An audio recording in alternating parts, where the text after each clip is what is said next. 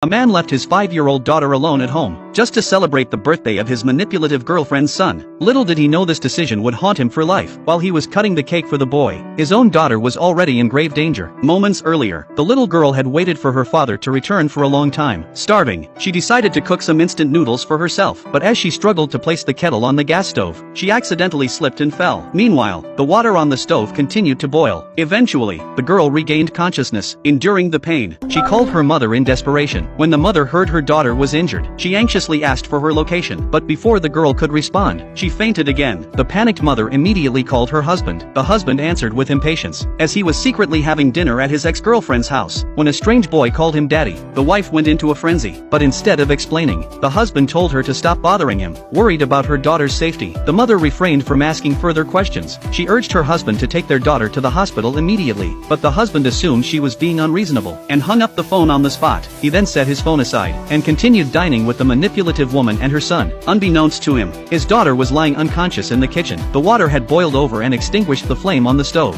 On the other side, the frantic mother instructed her assistant to keep calling her daughter. She then tried to drive to her mother-in-law's house, but her car wouldn't start. She quickly got out and called her best friend, asking her to head to the mother-in-law's house first, while she hailed a cab herself. When the two finally arrived at the mother-in-law's house, no one responded no matter how hard they knocked. Both the daughter's and the mother-in-law's phones went unanswered. Left with no choice, the mother called her husband again, but the husband merely glanced at the caller ID, and rejected the call outright. Seeing this, the manipulative woman pretended to be considerate, urging the man to attend to his matters first. The man, touched by her understanding nature, declared that he had promised her son to celebrate his birthday, and no matter what happened, he wouldn't leave. Just then, his phone rang again. Annoyed, he finally answered his wife's call. The wife demanded he return home to unlock the door, but the husband accused her of lying to trick him into coming back. He yelled at her for being unreasonable, and hung up again. Seeing the urgency of the situation, the wife ran downstairs to look for her mother-in-law. She saw the woman happily walking out of a mahjong parlor. When the wife asked for the keys to unlock the door, the clueless mother-in-law thought the wife wanted to take over her house, and refused to hand over the keys. Furious, the wife slapped the mother-in-law, yelling that her daughter could be in a life-or-death situation at home. But the mother-in-law retorted that the wife had always been too busy with work to care for her child, and now she was blaming her for her granddaughter's injury. The wife had no time to argue further. She tried to snatch the keys away.